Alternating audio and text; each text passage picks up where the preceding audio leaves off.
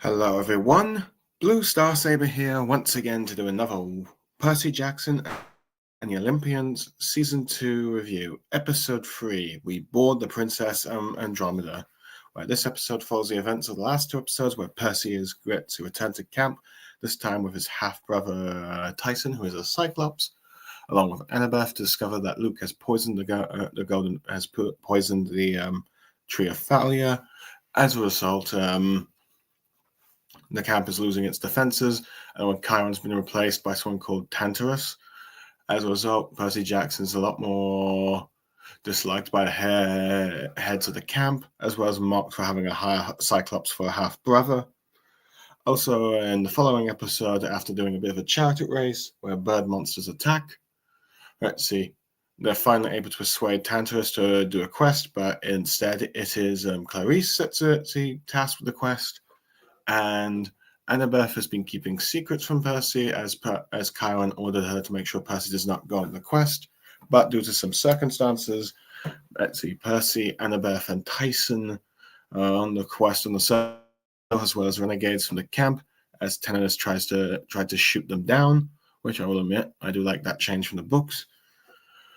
And as they are aided by Hermes. So yeah. Now, how will the events of that book? Meanwhile, Grover has been captured by the Cyclops Prometheus and is about to become his bride, but is risking on time because he will probably be eaten by the time of their wedding day. So yeah, while the tension is set, how will the events fold? What changes from the books will happen? Well, we'll have to find out as I review this episode. But yeah.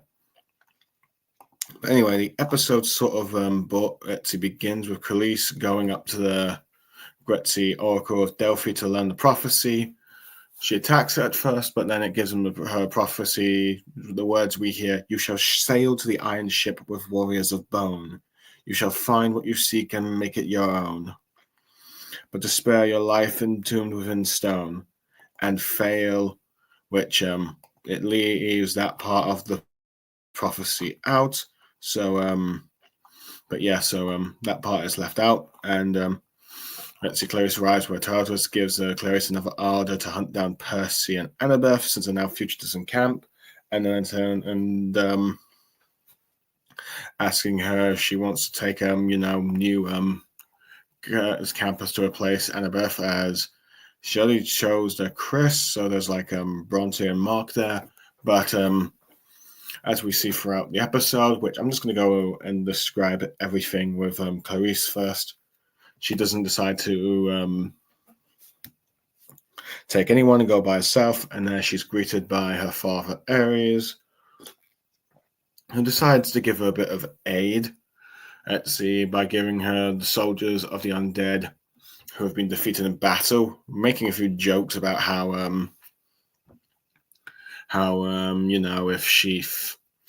he should probably be getting the winning ones, but nope. Anyway, at first it seems like he's being helpful to the father, but then points out this is what would happen. You know what happens to if you fail, and probably not the best encouragement when he orders the defeated soldiers to follow this inexperienced girl. Not really exactly boosting her confidence, if you will.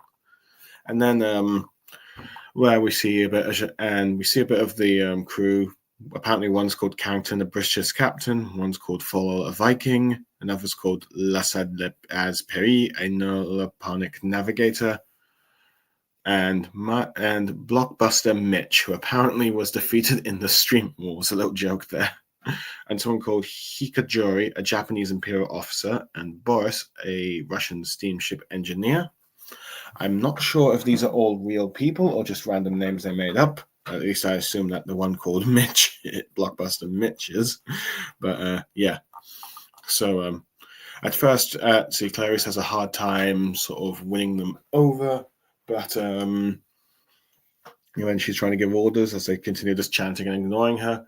But then eventually, after an encouraging speech later down the line, saying how this is your chance to redeem yourselves, if you will, and try and return.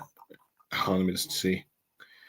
and try and earn their place in the Islam and not become regarded as losers in the underworld. And this encourages the men to follow her, and eventually, as taking serious, one of their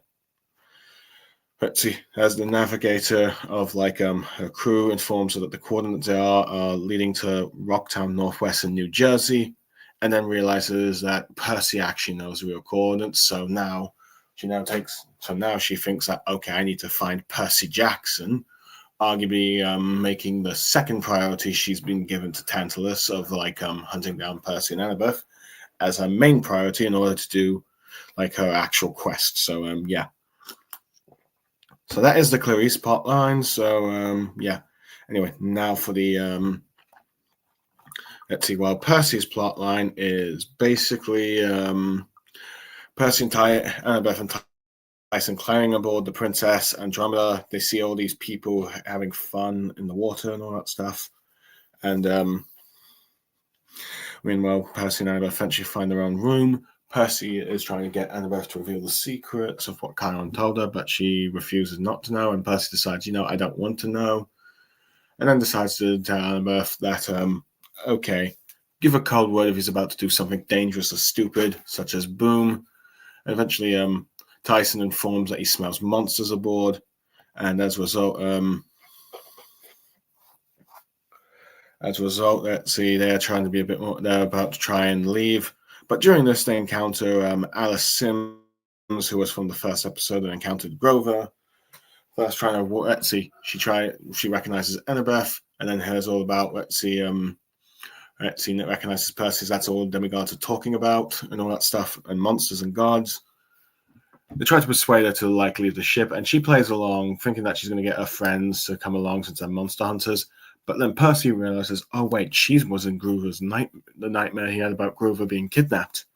As a result, they realize the two demigod heroes realize that, well, let's see, Alison Sims, who was revealed to also be a daughter of Apollo at this one and graduated from camp, has now is on Kronos and Luke's side. She fights them for a bit. Eventually, she gets thrown off the ship, and then they go back to their suite, if you will, where Percy and Annabeth sort of debate whether or not to capture or kill Luke, as Annabeth uses the boom word for that, which makes Percy sort of regret it. Eventually, Percy just agrees, okay, fine, I will capture Luke, even though he doesn't agree with Annabeth and Hermes about, that he should be that Luke should be given up upon. Think they don't want to give up, but he does. Eventually, they try to sneak aboard, finding where Luke would likely be in the luxury cruise. Oh yeah, I should probably also like this funny camera thing where you see all these different parts of the cruise and a few monsters such as the Hellhounds and the Lasterian Giants. Those are the monsters that Percy and Annabeth see a bit earlier. So as the humans there are completely immune by the mist, eventually they go up to where Luke is and they're trying Percy has a very reckless plan of trying to capture Luke, but instead,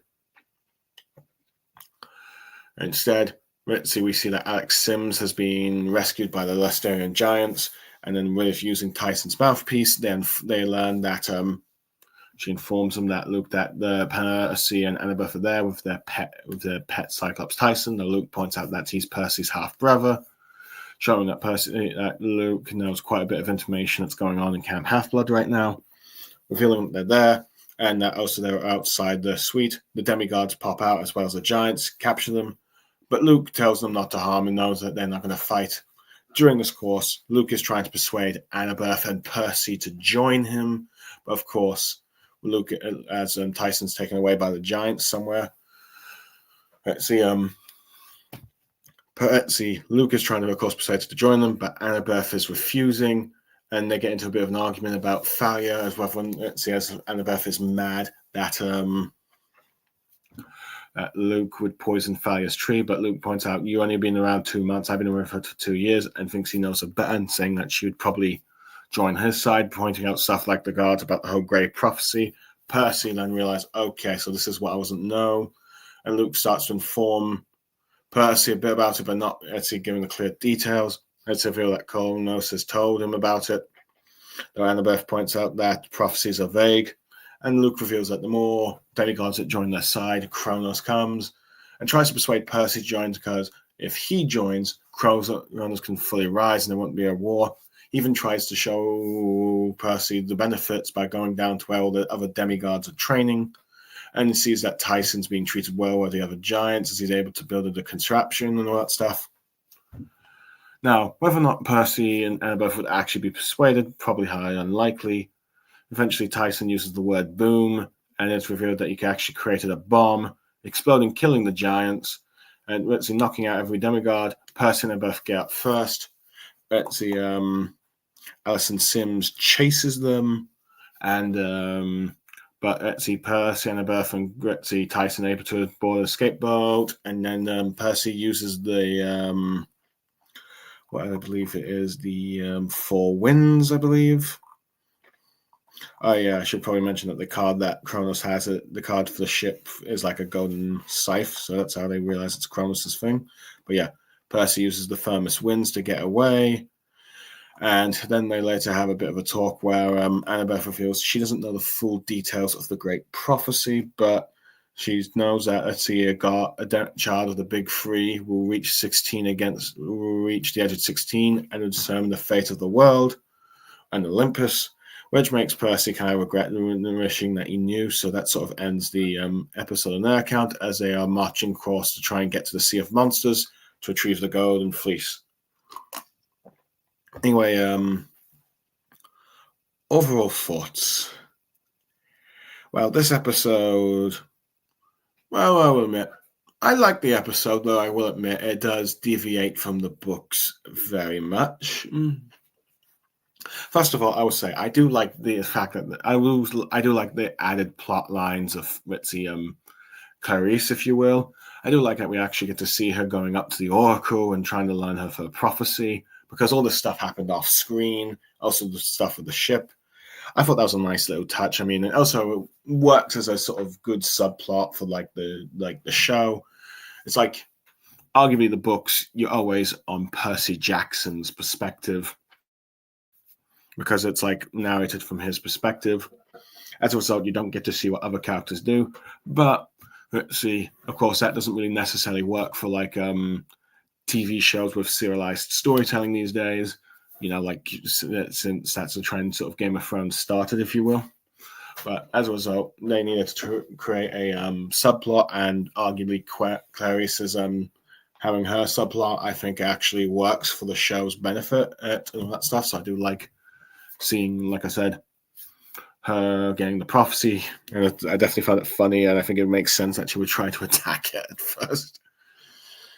Let's see. Granted, it does mean that we learn the bits about her prophecy much earlier than we do in the books, though granted, of course, it keeps that last part out, which I guess it's keeping that for dramatic tensions and reveal for when it actually needs to show up in the actual book part of the story. I do like how we also see Tantalus giving her like orders to hunt down Percy and Annabeth for defecting camp, if you will, as like he likes to call it. Of course, they haven't, but he's painting it that way.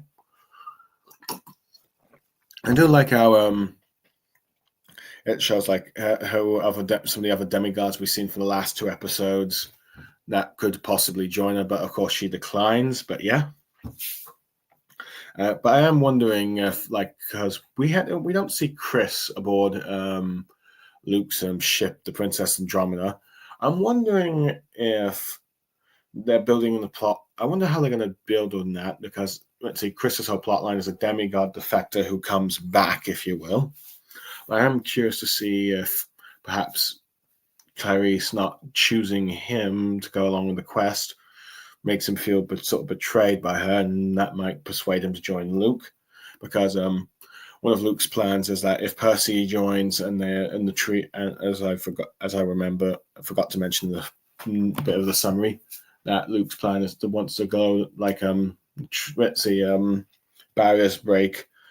He'll be able to persuade enough demigods, especially if he gets Percy on his side, to come join. I wonder if Chris might end up being one of those demigods, and you have his defection on that part. So we get introduced to him early, seemingly as build up as Clarice's love interest, or a guy that she's interested in, but then and he betrays at the end of the season, and oh yeah, I should probably say warn book spoilers, but yeah, end of the season, and ends up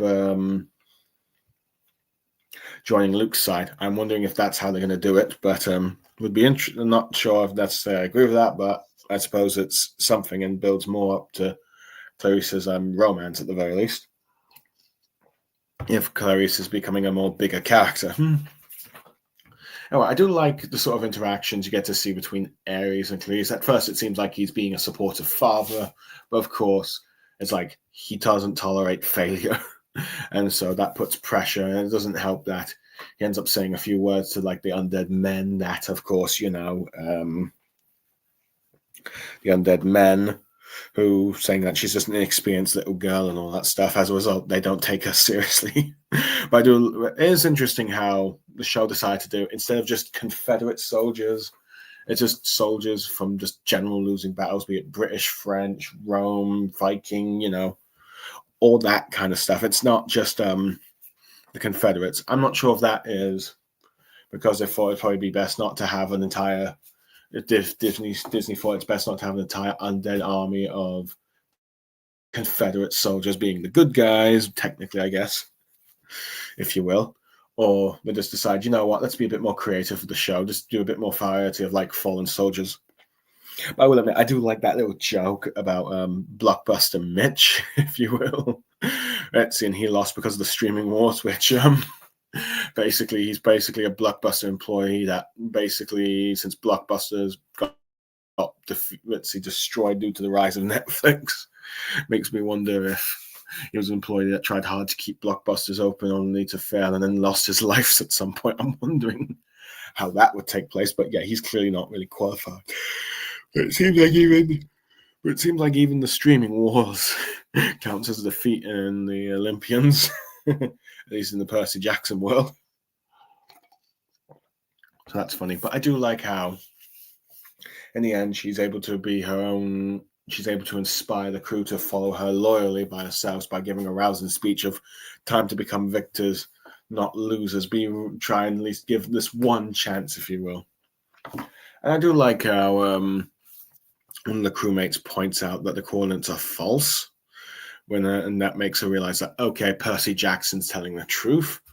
And that inspires her to go after Percy Jackson, adding more to that subplot later when Percy and Annabeth eventually cross paths with Clarice.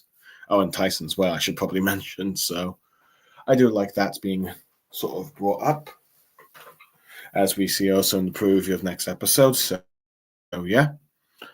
I thought the Clarice plotline, it's added, most of it's original added stuff, but I think it works for a show with that needs a subplot, if you will. Anyway, as for the Princess Andromeda, I will admit, I do like how massive the ship is. I thought that was really incredible that they're able to get a ship that big for the show, given how in the movie it was like just such a small boat. But yeah. Let's see. I do like how we're learning a bit more of this new original character, Allison Sims, who is being at the moment portrayed as Luke's current right-hand girl, if you will, amongst the demigod defectors. Let's see. Granted, I think there's also a few more named ones, if you will. Apparently, one of them's called Theo, Dean and Petra, and another's called Augia. But I'm not sure if they will be given. I'm not sure if they'll be given. I'm not sure if we'll learn about their godly parents, but at the very least, with Allison, we learn that she's actually a daughter of Apollo, which it's fair. Might as well give let's see, the Apollo kids that we eventually learn of, in the Percy Jackson books, aren't really introduced until the fourth and fifth book, and most of them sort of end up dead. So I don't mind introducing a new daughter of Apollo earlier to give more to this cat, sort of that demigod family, if you will, and sort of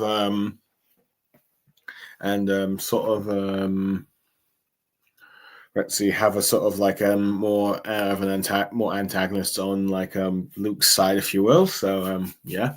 Granted, I am curious if she's going to be a long-term demigod. Let's see, allied to Luke, or if she's just going to be a bad guy for the season. Will she be killed in the season, or will she be recurring throughout most of the rest of the show, or something, or at least another season or two? Who knows? No, I assume that, let's see if I'm correct, and Chris is going to defect towards the end of the season. Let's see. He might just replace her, but I'm not sure. We'll have to wait and see what the show is going to be doing with her. So I don't mind learning more of this demigod. I even enjoyed the fight, the brief fight she had against Percy and let's see, Annabeth. I'm wondering if the mist did a lot of effects to try and prevent passengers from seeing the fighting, because it seems like there was a bit very open fight, if you will. And I suppose it would make sense that she would get to relax on the ship a bit, but yeah, when they encountered. And I do like how Percy remembered her from the dream, if you will. So I thought that was sort of nice. I will admit, the one thing I am disappointed in the show is the fact that they brought back the Lastrian giants, I guess, but then again, two of them survived, though one of them seems to have been brought back again, or at least this is a new one. But it seems that the giants are replacing those sort of bear brothers. Hold on, let me see if I can remember who they were. Hydra, couple of, let's see. Hold on, I'm going to just Kronos Army, Percy Jackson and the Olympians, Titan Army, Monsters. Oops, no. Let's see. No.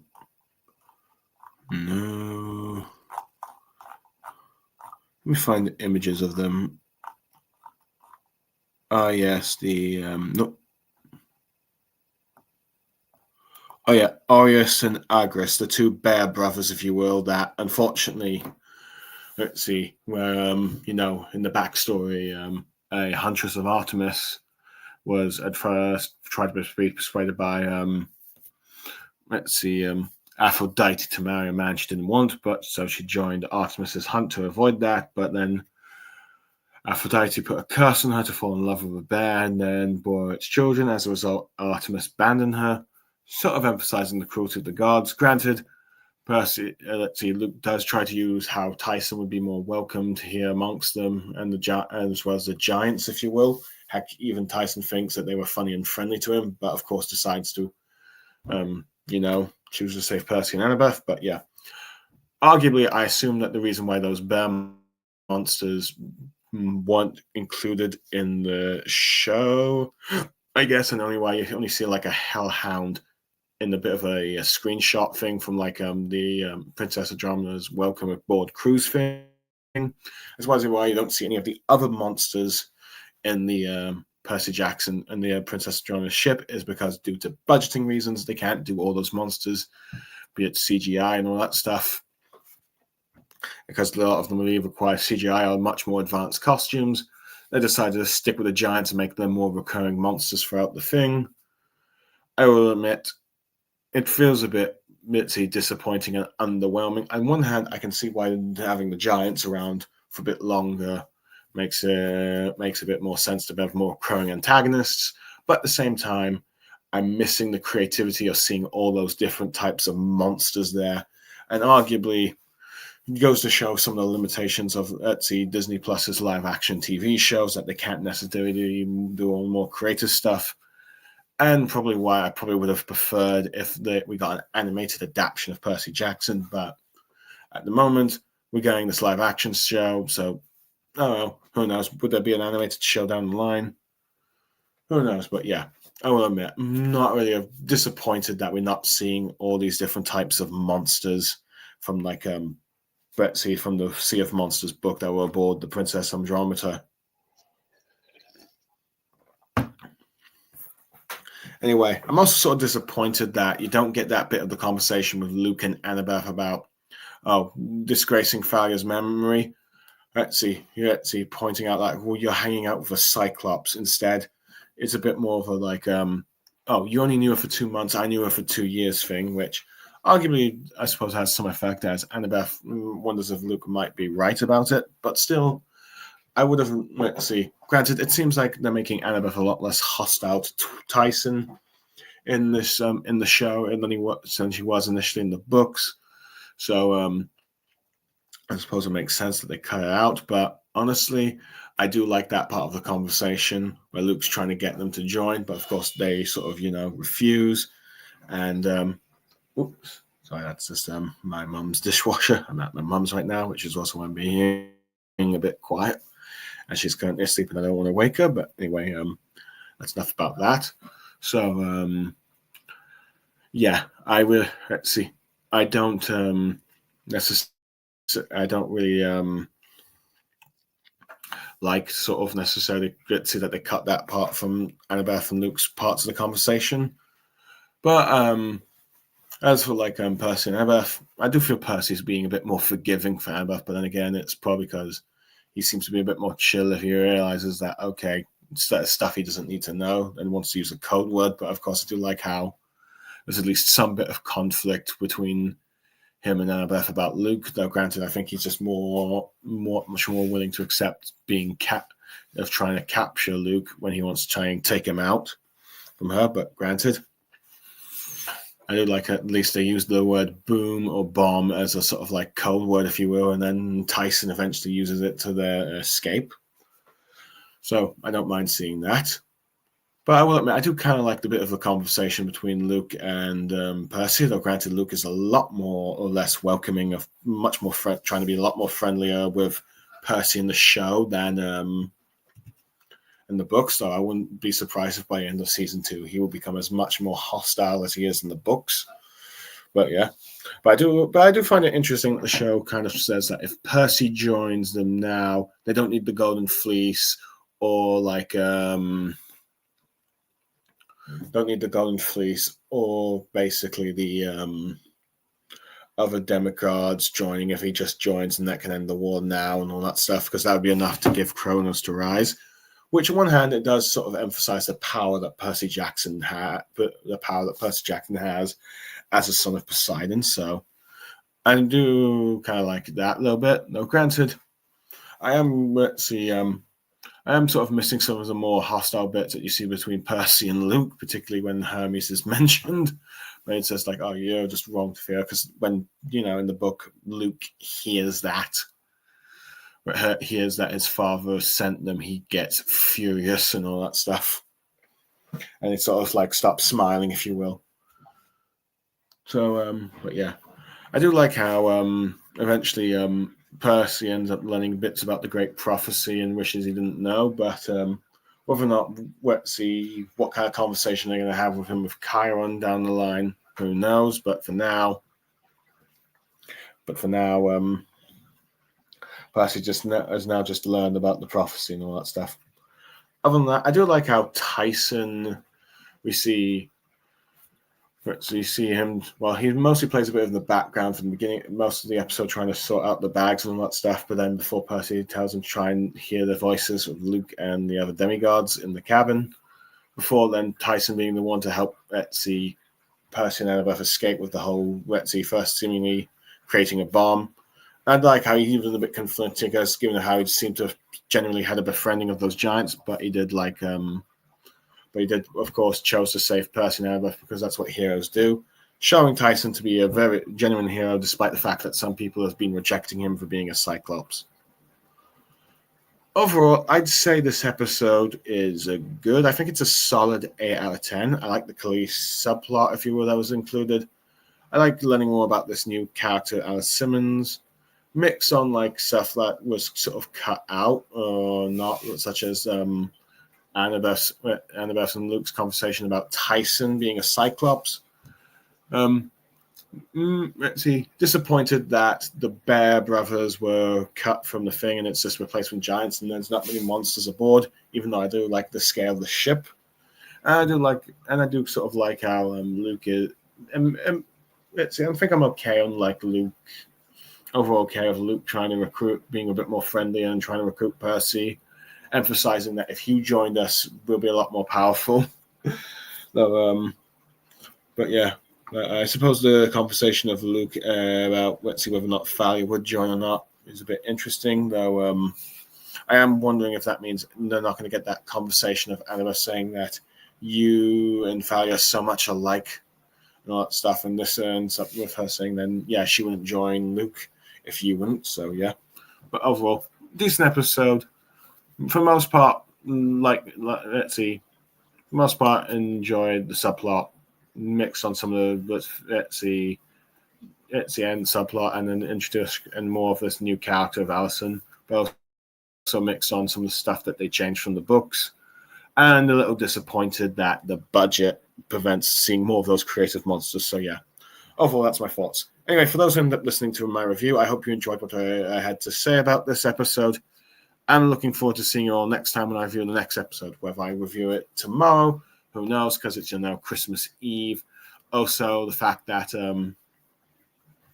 Christmas Eve. Also, then I don't want to review it on Christmas night, but who knows at the moment. But for now, I am Blue Star Saber signing off. Thank you, everyone, and goodbye for now.